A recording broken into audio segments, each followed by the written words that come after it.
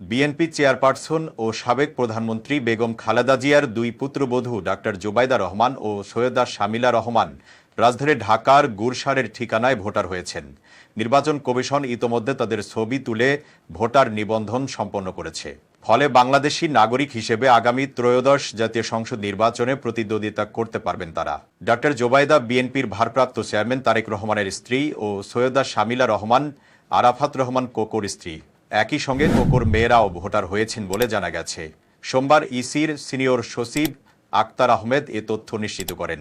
তিনি বলেন, ইতোমধ্যে তারা নিবন্ধন হওয়ার সব প্রক্রিয়া সম্পন্ন করে স্মার্ট জাতীয় পরিচয়পত্র পেয়েছেন। ইসির সংশ্লিষ্ট কর্মকর্তারা জানান, ১/১১-র পর তত্ত্বাবধায়ক সরকারের আমলে ২০০৮ সালে প্রথমবারের মতো ছবিসহ ভোটার তালিকা তৈরির কাজ শুরু হয়। সে সময় তারেক ও জোবাইদা লন্ডনে ছিলেন। ২০০৮ সালের ১১ সেপ্টেম্বর লন্ডনের উদ্দেশ্যে বাংলাদেশ ছেড়েছিলেন এই দম্পতি। এরপর তারা আর দেশে আসেননি, ভোটারও হননি। গত ৬ মে বিএনপি চেয়ারপারসন খালেদা জিয়া লন্ডনে চিকিৎসা শেষে দেশে ফেরেন। তার সঙ্গে জোবাইদাও দেশে আসেন। ঢাকায় ভোটার হিসেবে নিবন্ধনের জন্য গত ঈদুল আজহার আগে জোবাইদার ব্যক্তিগত তথ্য সংগ্রহ ও নিবন্ধন কার্যক্রম সম্পন্ন করেন ইসির কর্মকর্তারা। ৫ জুন জোবাইদা লন্ডনে ফিরে যান।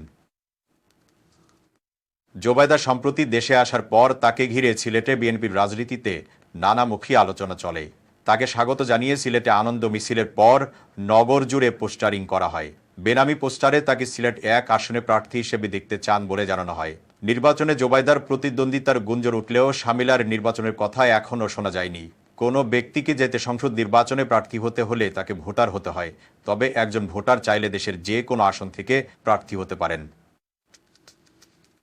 আইন অনুযায়ী হালনাগাদ কার্যক্রম শেষে আগামী বছরের ২ জানুয়ারি খসড়া ভোটার তালিকা ও ২ মার্চ চূড়ান্ত ভোটার তালিকা প্রকাশ করতে হবে। তবে ফেব্রুয়ারিতে নির্বাচন হলে ভোটার তালিকা আইন সংশোধন করে এর আগেই চূড়ান্ত করার চিন্তা করছে ইসি। বাড়ি বাড়ি ভোটার হালনাগাদ সম্পন্ন হয়েছে, তবে এতে কোনো ধরনের ভুল এড়াতে মাঠ কর্মকর্তাদের পুনরায় প্রুফ রিডিংয়ের নির্দেশনা দিয়েছে ইসি। এক্ষেত্রে আগামী ৩০ জুনের মধ্যে কার্যক্রম সম্পন্ন করার সময়সীমা বেঁধে দেওয়া হয়েছে। সোমবার ইসির নির্বাচন সহায়তা শাখার সিনিয়র সহকারী সচিব নাসির উদ্দিন চৌধুরী এ নির্দেশনা দেন। ভোটার তালিকার আদর্শ পরিচালনা পদ্ধতি SOP অনুযায়ী পুনরায় প্রুফ রিডিং বা সংশোধন কার্যক্রম আগামী ৩০ জুনের মধ্যে সম্পন্ন করতে হবে। এতক্ষণ তাজা খবরের সাথে থাকার জন্য ধন্যবাদ। ফেসবুকে আমাদের পেজটি ফলো করে আমাদের সাথেই থাকুন। আর আপনি যদি ইউটিউব থেকে দেখে থাকেন, তাজা খবরের চ্যানেলটি সাবস্ক্রাইব করার অনুরোধ রইল। আর আপনি কোথা থেকে দেখছেন আমাদের ভিডিও, সেটি কমেন্টে জানাতে ভুলবেন না।